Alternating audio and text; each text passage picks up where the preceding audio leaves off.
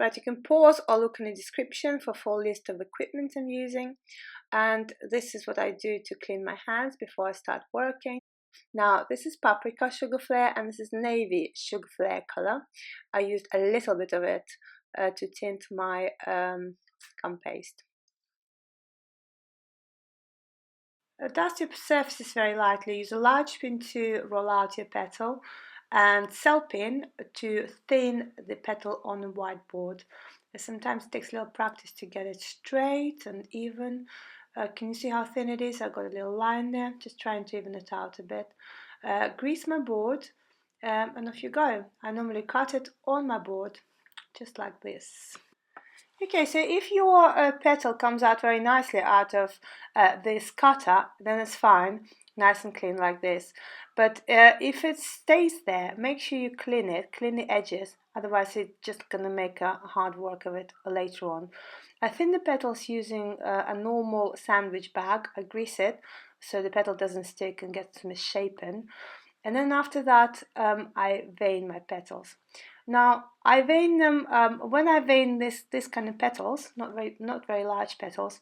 I put the wire about a third way through. It's a wire gauge 28, and I find that that's plenty enough to hold petal this size. Obviously, with a larger petal, you'd need for this wire to go further. But if you go further with it for this petal, it might just poke through when you shape it, and I find that quite unnecessary. Right, so you see this ugly line where the wire meant to be going in. It's kind of horrid, and what I'm going to do, I'm putting it line up, and I'm going to try and get rid of it with this veiner. I have a lot of control over the top of a veiner, and I press quite hard. And as you can see, it kind of worked. Let's look on the other side, and yeah, it worked here too. Different people use different ways of dealing with these lines, and different ways are good for different flowers, I find. So in my other videos I'm very likely to go through some alternatives, but for this one it worked. Just now, as you could see, I used this Dresden or petal tool, one of the most important tools in sugarcraft altogether, I think. And I have a video dedicated to flower making tools. Check it out because I have some tips there that I don't necessarily have time to mention in my running flower videos. Now, as you could see, I used sugar glue to wire my petals, and I removed the residue of it on my hand. I wash my hands nicely, and hands are very, very sensitive to excess of sugar and all the rest of it. They are fantastic tools. Do use them. So this is the next color, and I want to give a slightly different shape. So I'm going to dry it on a spoon until it's leathery for about 20 minutes, and then give it a shape that I want on a sponge. You just kind of have to stop it falling through, really. Don't place it on straight away. For this flower, or flowers like daisy, because they have this nice padded heads, you make this special hook called umbrella hook. It's quite self-explanatory how to make it. By all means, ask me if you have any questions. And really, you just insert it in and off you go. And really, you could get away without making one of these because you don't do as much of a pushing and pulling on daisy or anemone as you would, for example, with David Austin. But then, if you can do it and it works, then why not do it? That's kind of the logic of it, really. And that's the shape of your head once you've rolled it around. And yeah, make a little indentation and a cut so you don't have to push your umbrella in, because you don't want to disturb your already circled dome.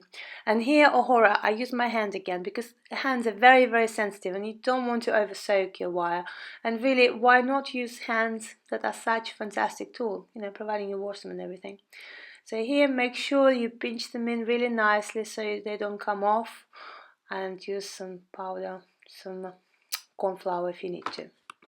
So cover your middle with sugar glue again, very sparingly, not too much. And then in this pot I have semolina with some black dusting by Sugar Flare. And this is what I do. And that's as simple as that.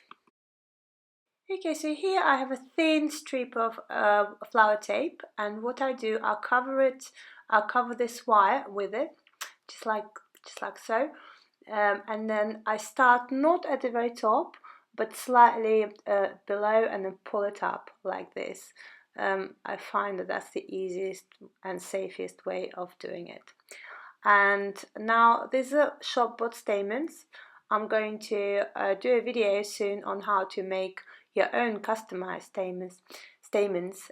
But yeah, this is shop bought. And if you've been watching my videos for a while, or at least seen a few of them, you probably know that I'm the kind of person to say, well, actually, you'd think that it would be very hard, but actually it isn't. It's much easier than it seems. However, with this one, you'd think it'd be very easy to put these little stamens around, but it isn't all that easy. It's kind of quite fiddly. So do expect to fiddle around and maybe take them off.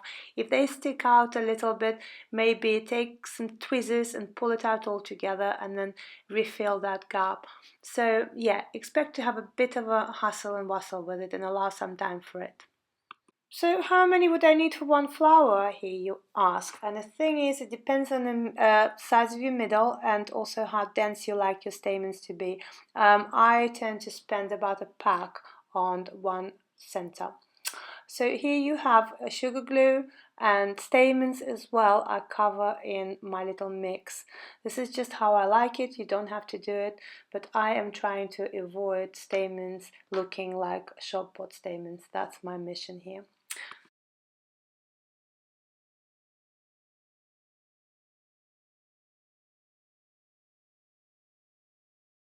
I always start dusting from the back of the petal, and I give it a bit of a base of a very light powder, because I find that when I start applying deeper colors, it tends to spread out a lot more evenly.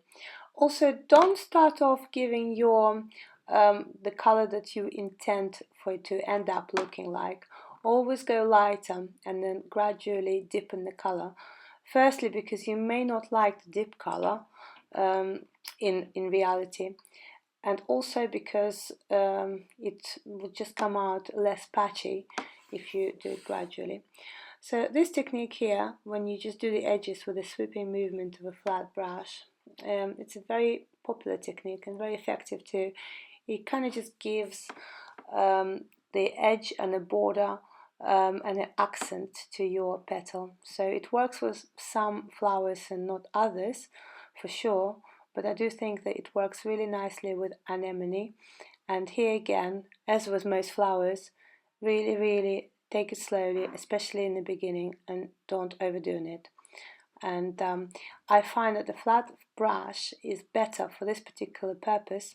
The flat brush is better in non-synthetic version of it, whereas the rest of it is absolutely fine. The pointed brushes, etc., are fine in synthetics, in my opinion, just not this one. Always good to check it like this next to the flower center before you go and do the rest of your petals, just in case it doesn't look right.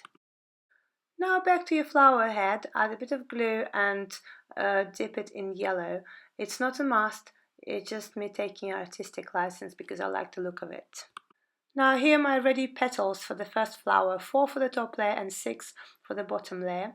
It's always good to have spares, and I'm going to wrap them up with a flower tape, just like before, slightly off the top, not to damage the petal itself, quite tightly and as neatly as you can, and then you can just bring it up to the top and wrap off the rest.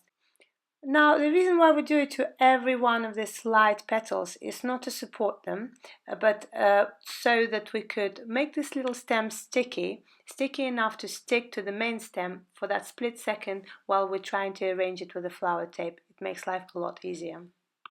If you can spare time, it might be an idea to make the end of the tape very neat, cut at an angle, even better actually. It just helps you to make the wrapping process really neat, and in some it's just nicer if you can possibly get this meticulous, and especially if you're entering competition, etc.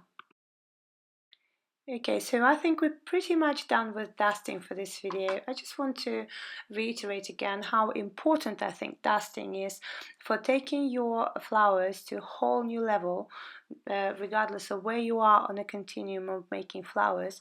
There's always a room for improvement, right? So yeah, again, dusting is very important. Pay attention to it, find your own style and your own way with it, maybe study real flowers, etc. So our dusting done and dusted, we're now at the point where we're about to assemble our flower. And this is what I mean about stickiness that our little stems give us. It just helps to assemble flowers and place them more precise and make them less fiddly. I think enough of my talking now. Let's take a music break.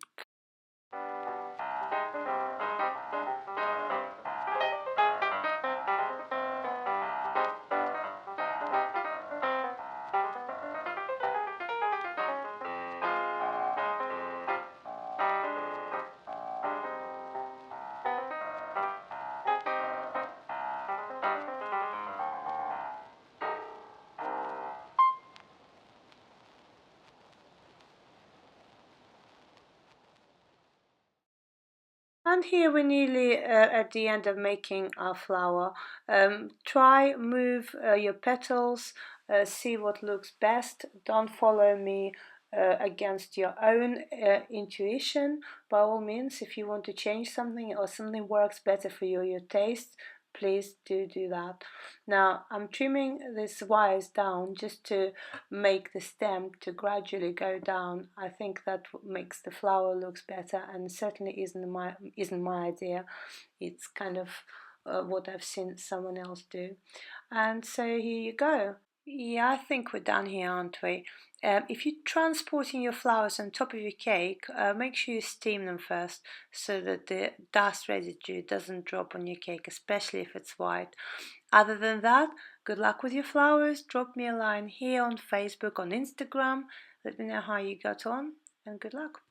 Now, next week, I'm going to be uh, putting out a video about the difference between gum paste and fondant. It may seem a little obvious, however, if you're trying to make figurines and trying to decide what to make it out of, you might find it useful. And for other little, probably subtle differences, I hope. Thanks for watching and see you again soon.